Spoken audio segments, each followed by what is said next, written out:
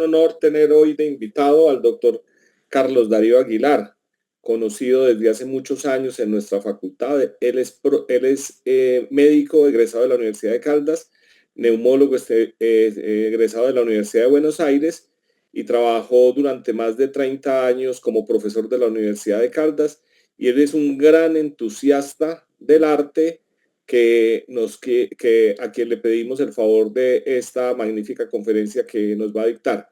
Adelante, doctor Carlos Darío. Muchas gracias. Me siento honrado por la invitación. Es un gusto para mí y un honor compartir con ustedes estos momentos. No tengo ningún conflicto de interés en esta presentación y entonces paso a comentarles una investigación que hice a raíz de unos hallazgos leyendo estas biografías, dentro de las cuales encontré algunas coincidencias. Don Diego de Silva y Velázquez, más conocido como Diego Velázquez, fue un pintor español de la época del siglo XVII. Fue bautizado, porque no se sabe cuándo nació, en junio 6 de 1599. Se asume que había nacido unos pocos días antes, porque no era costumbre dejar que los niños corrieran el riesgo de morirse, ir al limbo sin haber sido bautizados. El pintor que tenemos al lado es don Joaquín Sorolla y Pascual, cuya fecha de nacimiento es en febrero 27 de 1863 en Valencia. Entonces ambos son pintores de la región andaluza. El uno influyó en el otro. Ambos fueron pintores de la corte, pintores exitosos, pintores becados para ir a hacer cursos a la Escuela Española de Roma, becados por uno por el rey y el otro por el gobierno de Andalucía y de Valencia. Ambos amigos de los autorretratos. A la mano izquierda tenemos en la rendición de Breda o las lanzas, un cuadro que pintó Velázquez por un encargo del rey. Hay que aclarar que, siendo el pintor del rey, era un empleado. En ese momento los pintores, más que artistas, eran considerados artesanos del rango como de los carpinteros o de los talabarteros, y tenía que pintar los caprichos que tenía el rey en ese momento o la corte, en orden a temas como lo mitológico, lo histórico o lo religioso. Sorolla, por su parte, fue un pintor más independiente, fue un pintor originalmente radicado en Valencia, en donde estudió su escuela. Ambos tienen una coincidencia. Desde temprana edad, sus parientes, en el caso de Velázquez, su papá, en el caso de Sorolla, su tía y el esposo de su tía, porque quedó huérfano a los 2 años debido a que ambos padres murieron en Valencia en una epidemia que hubo de cólera, con una diferencia de 3 días. Él y su hermana Concepción quedaron huérfanos. Entonces, en el caso de ambos niños, fueron detectados como brillantes dibujadores y pintores de escuela, y su familia los puso en rápido contacto con las escuelas de arte. Una en Sevilla, que fue la escuela de Velázquez, y la otra en Valencia. Velázquez estudió en la escuela de un profesor, originalmente Herrera, con quien no tuvo mucha empatía, y posteriormente en la escuela de Pacheco. Este Pacheco tiene otra relevancia. Pacheco también, a su vez, fue un pintor importante, era el asesor en temas religiosos de la Inquisición. La Inquisición tenía un manual de cómo se tenían que pintar los cuadros de tema religioso, Es decir, la Virgen tenía que ser niña, tenía que tener las manos juntas, tenía que tener la mirada perdida al cielo, tenía que tener un manto, tenía que estar descalza. Los cuadros religiosos, el Cristo tenía que tener un pie sobre el otro.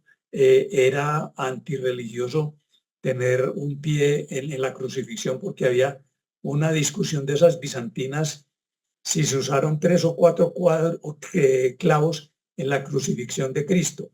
Entonces, su profesor Pacheco, Francisco Pacheco, tenía el manual con el cual se tenían que pintar para respetar los designios de la Inquisición, eh, un manual de guía de la Inquisición que a su vez tuvo que aprender Velázquez.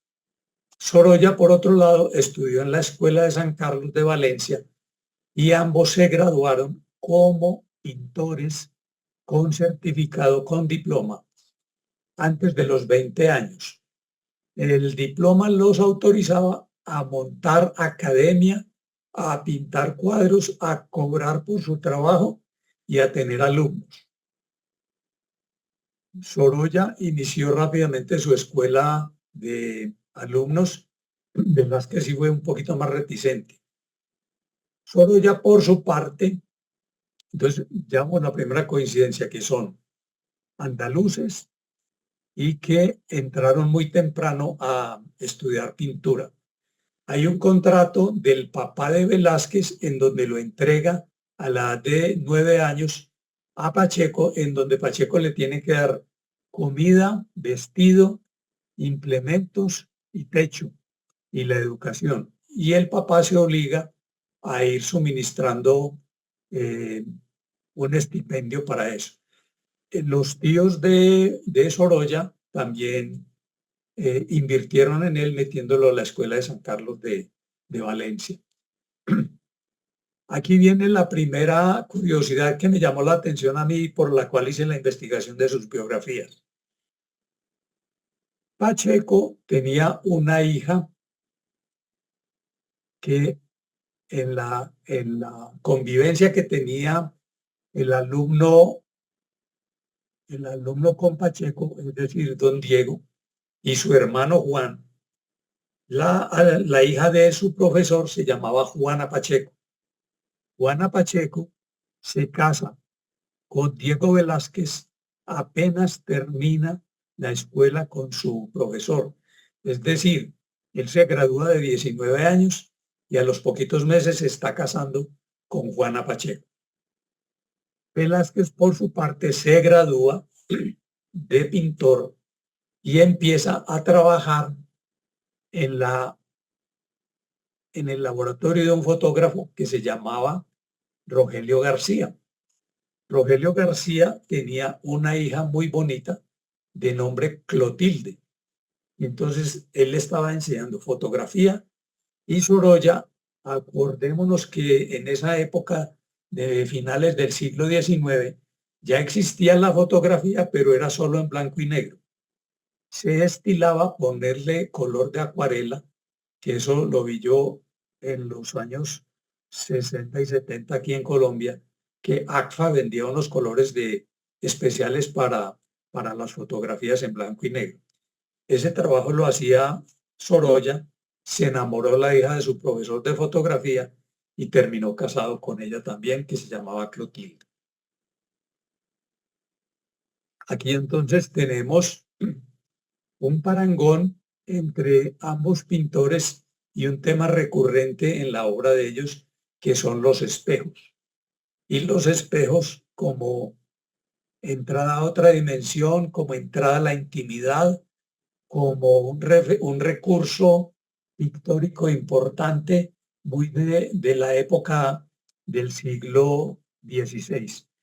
En el cuadro de la izquierda tenemos las famosas meninas, cuadro no de índole rigurosa, sino más bien informal, de corte, en donde está la infanta Margarita y sus meninas, su perro y sus cuidadores.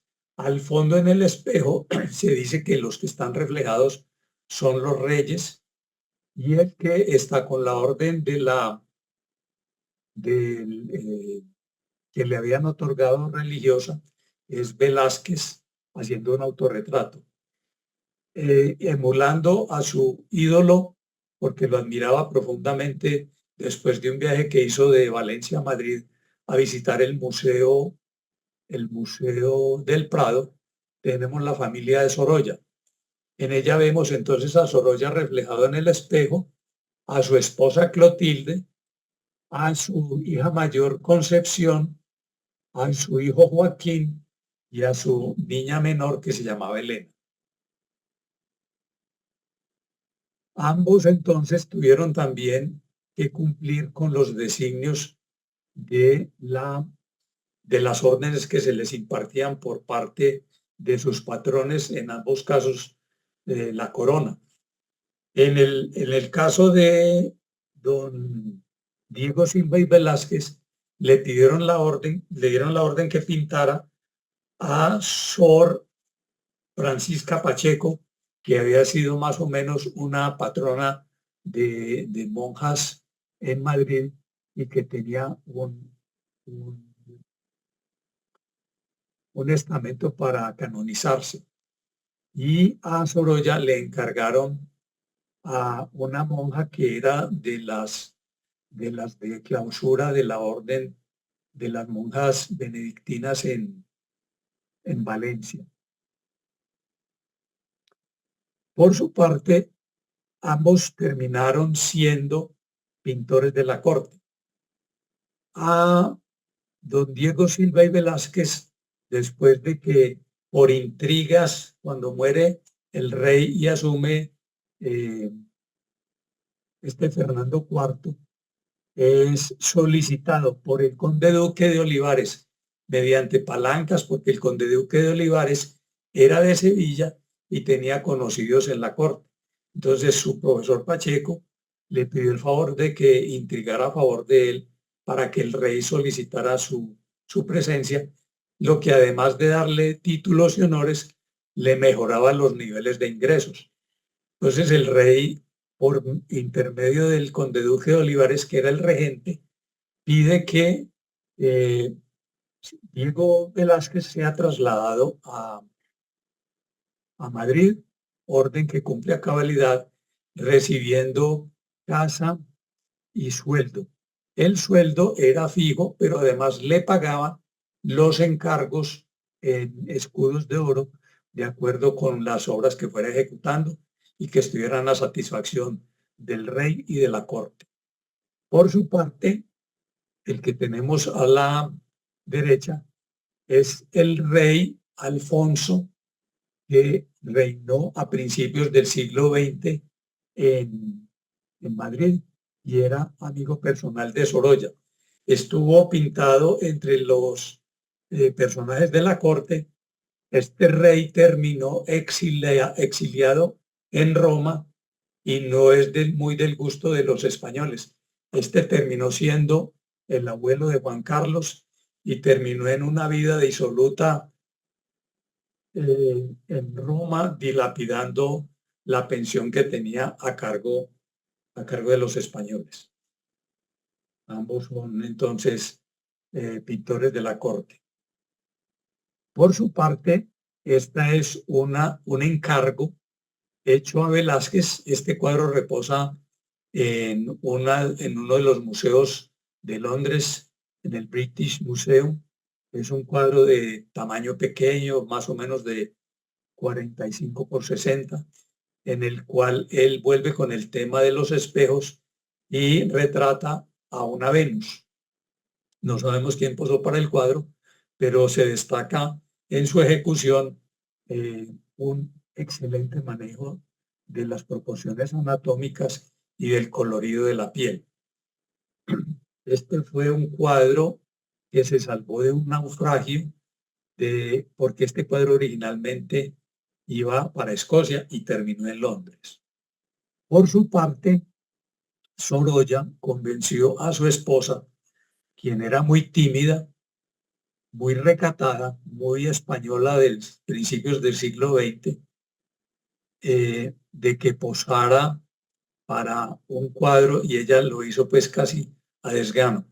En este cuadro llama la atención más que el desnudo, las telas y la brillantez que logra con extremada facilidad. Sorolla tenía una completa facilidad para pintar y una rapidez asombrosa, hecho que también se destaca en un pintor norteamericano contemporáneo con él, que era John Singer Sargent, que también está cotizado y podría ser motivo de un estudio complementario. Estos cuadros que presentamos acá pasan por lo siguiente. A los 23 años, cuando el rey lo designa a Velázquez, él tiene que ir en una comisión a perfeccionar sus estudios en Roma. Esta es una recomendación hecha al rey por un pintor que había sido de la corte, pero que ya trabajaba para los reyes ingleses. En este caso estamos hablando de Peter Paul Rubens.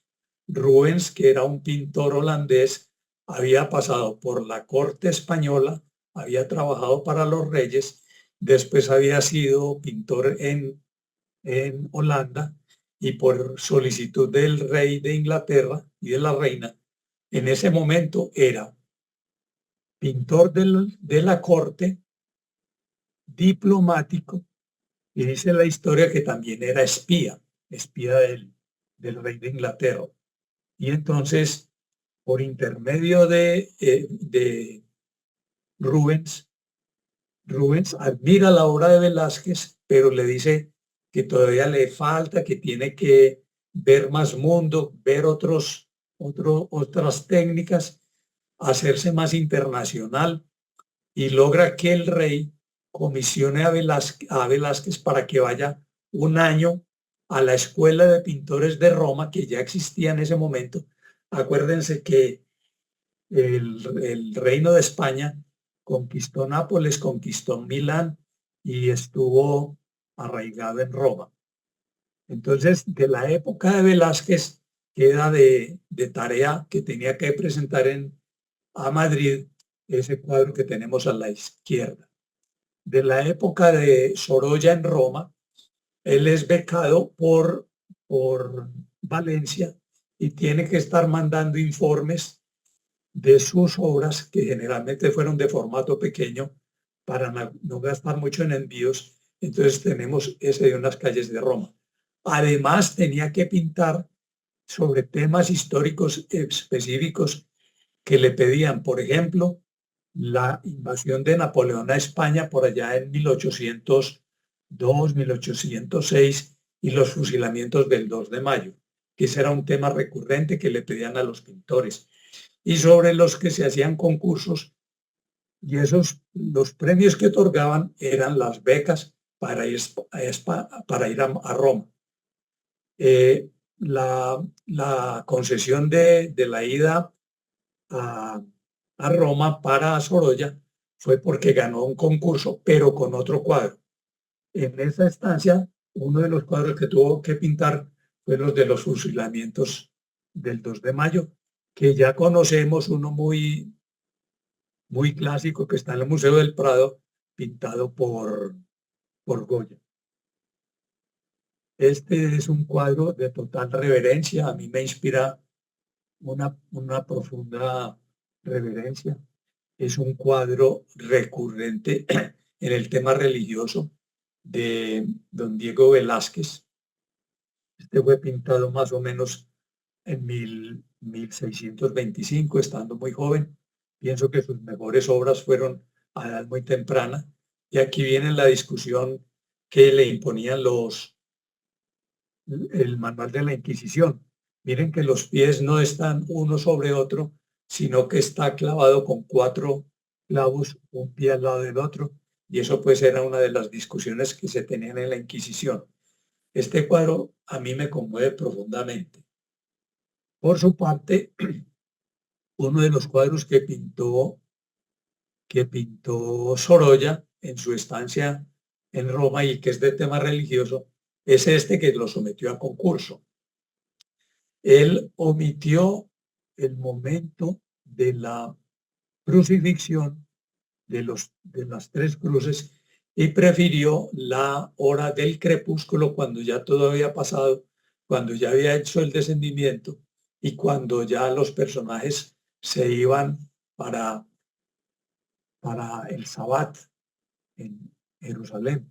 Este cuadro le valió innumerables críticas, que cómo así, que era eso, que dónde estaba, que cuál era el tema, pero él simplemente estaba siendo influido por los impresionistas. Durante la época que él estuvo con su beca en Roma, él vivía en Asís y pintores españoles lo convencieron que tenía que ir a París a ver lo que se estaba gestando en ese momento, lo que estaba revolucionando, y entonces él fue a las exposiciones de los impresionistas y él pretendía hacer un cuadro impresionista del tema de la crucifixión, pero terminó siendo crucificado. Este es otro tema del cual hay entonces la influencia del uno en el otro. El cuadro de la izquierda es la infanta Margarita. Ese cuadro de corte imperial es un cuadro hecho por Velázquez a solicitud del rey, remitido a Viena. Ese cuadro está en el Kunsthistorisch Museum de Viena, lo cual me llamó mucho la atención, me sorprendió, pero después caí en cuenta de una cosa. En esa época no había redes sociales, no había fotografía, no había eh, Facebook, Instagram, no había cámaras. Entonces probablemente era la solicitud de un aparejamiento de las cortes, de la corte inglesa con el Sacro Imperio Austrohúngaro, buscando una novia para un príncipe del imperio. Entonces le mandaron ese óleo y quedó allá y reposa en una de esas salas. Por su parte, en el Sorolla recrea a doña María Guerrero de Díaz en un traje. En este caso, ella era una actriz de teatro representando a alguna de las infantas, pero en una obra de teatro de la época de finales del siglo XIX, probablemente en la zarzuela de Madrid. Este cuadro es ya más de la corriente de Sorolla. Sorolla fue muy influido por la generación del 98 de escritores como Azorín, Unamuno y muy de la orden de Vicente Blasco Ibáñez, que también era valenciano y con quien compartía tertulias en Valencia y también tertulias en Madrid. Esto corresponde en la época con los cuadros de denuncia social y los temas en las obras de estos escritores de la generación del 98, de temas de denuncia social como la trata de blancas, como la situación de epidemias. En este caso, había un asilo de niños en donde cuidaban a los niños que habían sufrido de polio. Y este cuadro fue también a uno de los concursos a los que Sorolla acudió en su primera época y fue muy elogiado y premiado con una medalla de plata. Esta es una de las obras de las que más se recurría en el tiempo en que pintaba Velázquez, y es el cuadro dentro del cuadro, la alegoría, la simbología, el trasfondo que solo los que tenían alguna iniciación en el tema religioso podían percibir. En este cuadro, este se llama Cristo en la casa de Marta.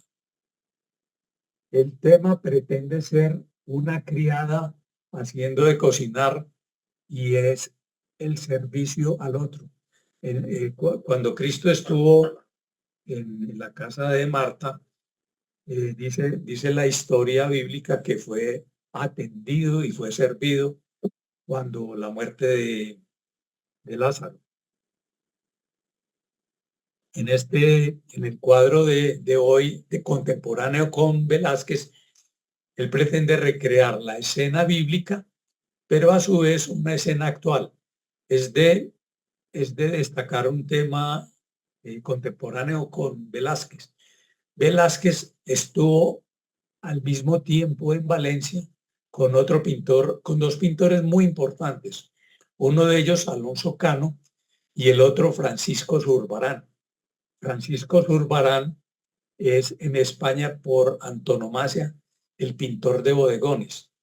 Aquí Sorolla desarrolla su propio arte, pintando con calidad excelsa tanto el brillo del metal, el brillo de la cerámica, el brillo del pez y el blanco que dan los huevos.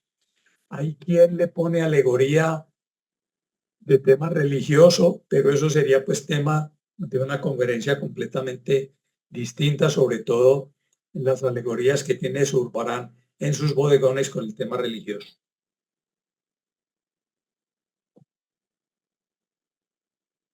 Ambos fueron pintores de personajes muy importantes. Cuando Velázquez estuvo en Roma, le consiguieron audiencia con el Papa Pánfili, que era Inocencio. Y entonces, a solicitud del Papa, él pintó ese óleo que reposa en una de las galerías de Roma. A su vez, el Papa, el pintor, como no le podía cobrar al Papa, le pidió un palancazo para que le escribiera al rey de España y le concediera el título de nobleza, que a su vez mejoraba sus estipendios, su nivel en la corte, lo ascendía de artesano a hidalgo y mejoraba la condición de su familia. Por otra parte, cuando Joaquín Sorolla, en la plenitud de su éxito, viaja a Estados Unidos, lleva unas obras. Sorolla cayó en gracia con un multimillonario que se llamaba Archer Huntington. Huntington era un magnate del acero que estaba enriquecido por las industrias que estaban haciendo los ferrocarriles de Estados Unidos y construyendo los edificios con vigas de hormigón y de acero. Y decidió crear en Nueva York la Hispanic Society. El éxito fue tal que este pintor conoció a Sorolla con sus obras originalmente en Inglaterra, después vino a Madrid y lo conoció y le propuso que le pintara escenas españolas para adornar las paredes de un edificio que construyó en Nueva York, en la zona norte de la isla de Manhattan, que se llama la Hispanic Society. Estando en Nueva York para abrir la exposición, el éxito de Sorolla se difundió y entonces fue a Washington y pintó al presidente de los Estados Unidos que estaba en este momento, que era Mr. Taft. También estuvo en Chicago y su éxito en la sociedad, su éxito comercial y su éxito entre los pintores fue total. Dicen que regresó con una bolsa muy generosa llena de dólares. También ambos estuvieron en función de la cultura. Ambos fueron amigos y pintores de intelectuales de sus épocas. A Diego Velázquez pintó a Quevedo, al que tenemos a la izquierda. Por su parte, escogí entre los muchos personajes ilustres de la generación del 98, escritores, escultores, pintores, políticos, escogí a Juan Ramón Jiménez, pintado en 1916. Y lo escogí porque tengo mucho aprecio por Platero y yo desde la época de la escuela. Este cuadro me llama la atención porque es un año anterior a la publicación de Platero. Platero salió a las imprentas en 1917 y después, como 30 años más allá, 47, le otorgaron el Premio Nobel de Literatura a Juan Ramón Jiménez. Estos son los cuadros que ambos les imponían de corte histórico. Este cuadro, pintado por Velázquez, por solicitud de la corte, se llama La rendición de Breda o también popularmente conocido como Las Lanzas. En él vemos un paisaje holandés frío al que nunca visitó Velázquez. Velázquez visitó Italia, visitó Francia y estuvo en España y Portugal, pero nunca fue a los Países Bajos. Esta es una batalla de corte histórico librada por el conde de Nassau que vemos agachado y el delegado del rey de España que lleva en la mano una imitación del cetro que lo identifica como comandante de todas las tropas y, la tela rosada atravesada de costado que llevan ambos comandantes. Si reparan sobre el caballo al extremo de la derecha, vemos el autorretrato de Velázquez, que fue el que con el que iniciamos la presentación, en el extremo derecho, al lado del caballo. Ese es Diego Velázquez.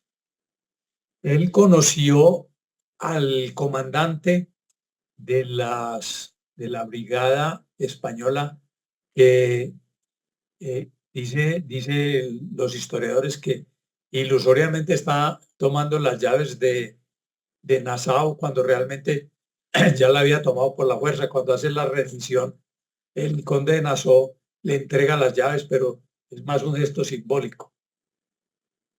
En este cuadro también llama la atención el que los holandeses son más bien pocos y están inermes. Y las lanzas son todas de corte español. Ese cuadro de las lanzas también fue emulado en la película Macbeth, dirigida por Roman Polanski y hecha con capital de la revista Playboy, que es también un clásico. Este es uno de los cuadros de corte histórico que le pidieron a Sorolla, que se llama La rendición de Peleter, que es un cuadro de corte histórico español de una sublevación contra la corte, y había había unos temas recurrentes que eran la sublevación de los españoles contra la invasión de los franceses en principios de 1810, liderada por Napoleón, y otro recurrente era la expulsión de los moros de las provincias españolas que había sido por allá pues en 1492. Entonces, este es uno de la corte, un tema solicitado por la corte para, para documentar o para recrear un momento de la rebelión de los españoles contra los franceses.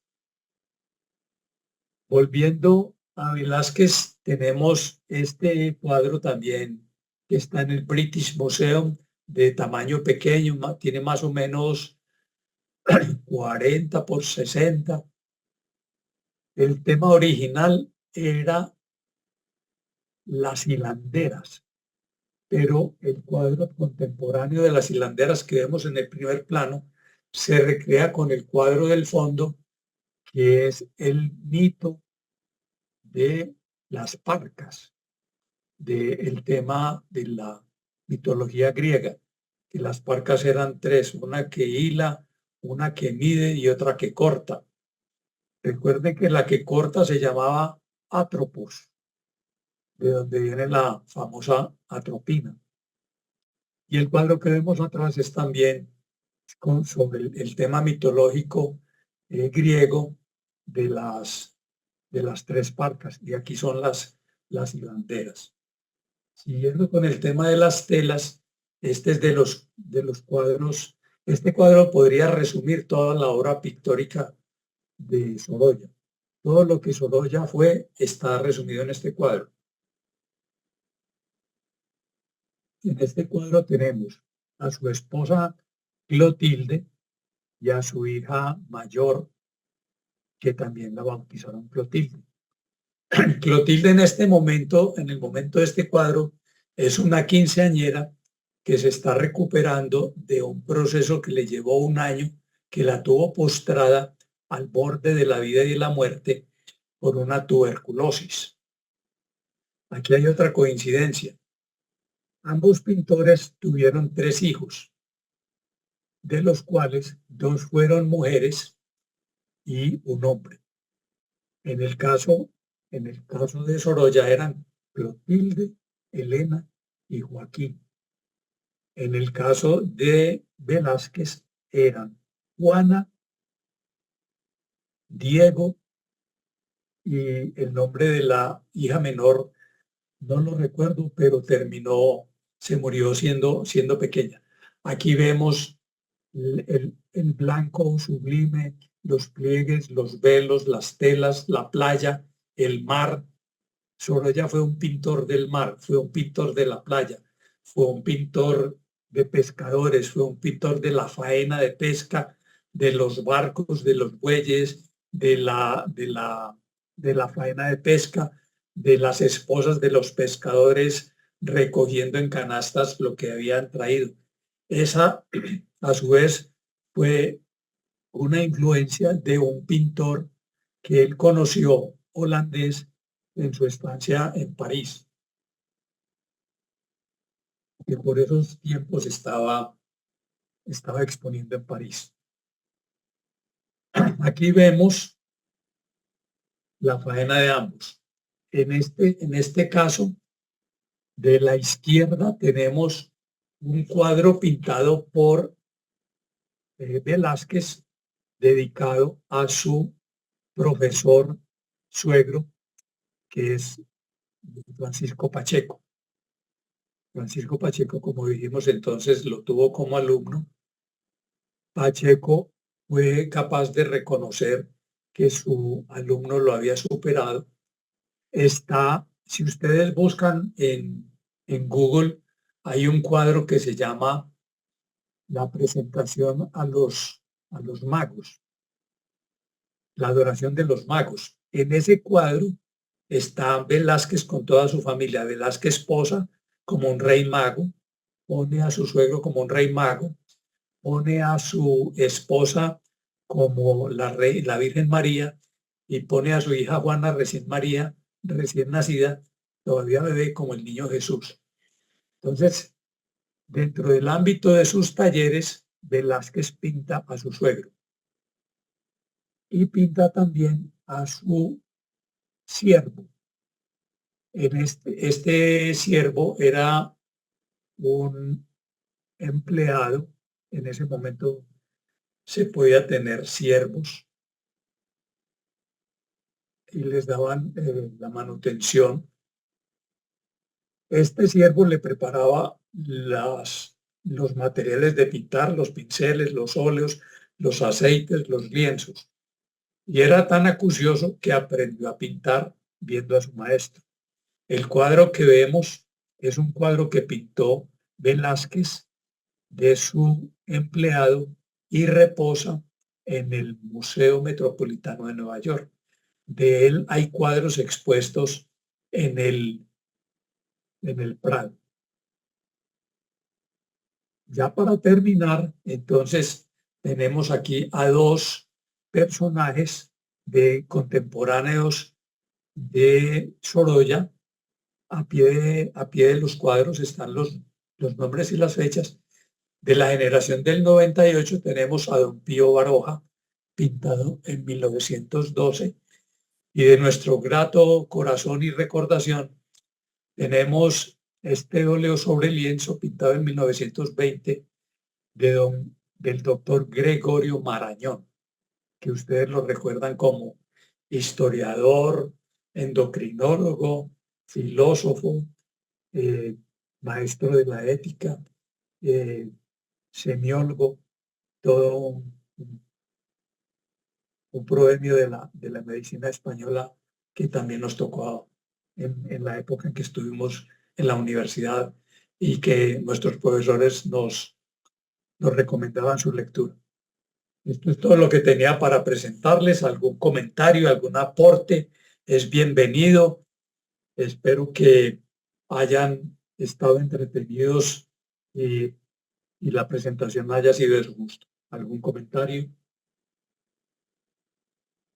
Muchas gracias, doctor Carlos Darío. Fabulosa la presentación, increíblemente buena.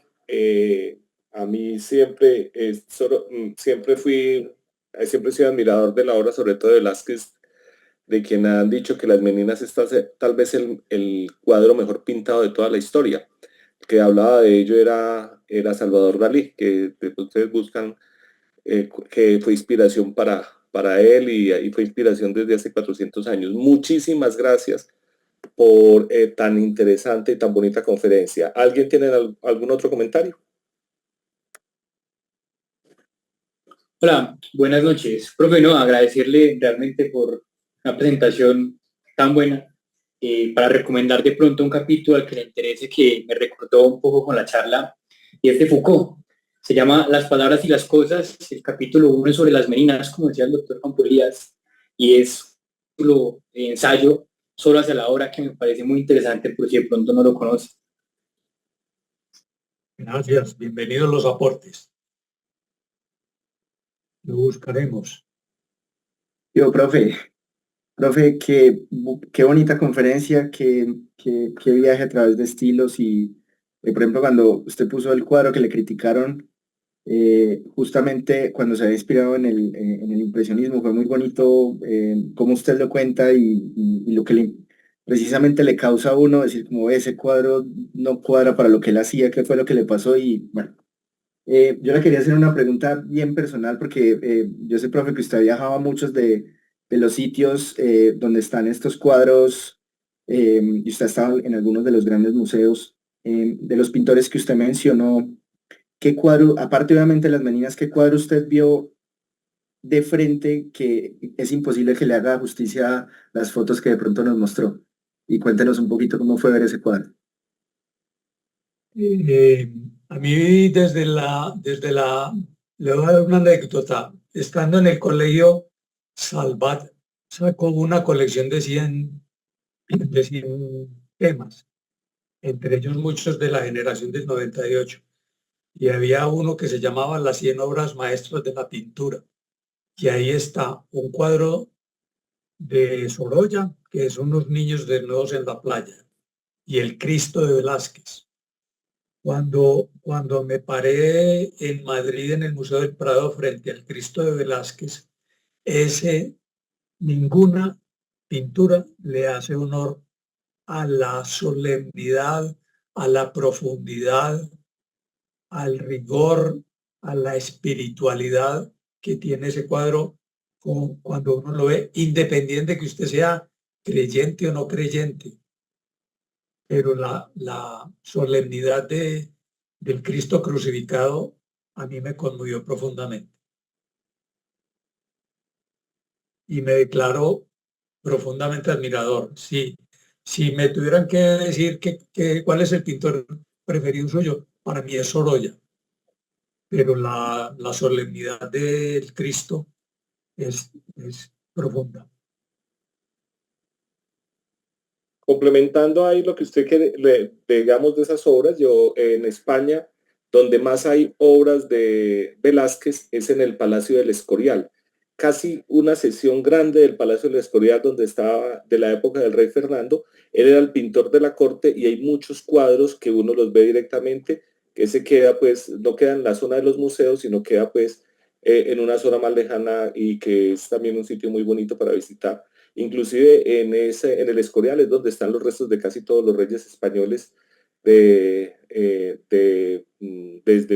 después de los reyes católicos hasta antes de los Borbones. Sí, gracias, Campo Elías, por recordarme. En el Escorial, el rey, cuando le entregaron los cuadros, se los llevó para el monasterio del Escorial y allá están. Un cuadro que le pidieron que pintara, que era el relato bíblico de la muerte de José, en donde los hermanos que lo vendieron le llevan al padre la túnica untada de sangre y le dicen que José está muerto. Entonces es muy conmovedor por el estilo que desarrolló, que era fuera del habitual, porque es un plano al fondo, muchos personajes, muy movido, muy conmovedor, mucha expresión facial. Y entonces ese es uno. Y hay otro de tema bíblico que en este momento no recuerdo, que también reposa ahí en el Escorial, que es de tema bíblico. Sí. Bueno, si no hay más comentarios, damos por terminada la conferencia. Muchísimas gracias al doctor Carlos Darío. Muchas gracias. ¿El doctor Bernardo quiere decir algo para despedirnos? Sí, agradecerle al doctor Carlos Darío Aguilar su ilustrada conferencia, muy agradable, llena de referencias históricas y de referencias pictóricas, que enriquece nuestra reunión de Recreándole Historias. Muchas gracias, Carlos Darío, y un placer de haberte vuelto a ver por aquí, por estos terrenos.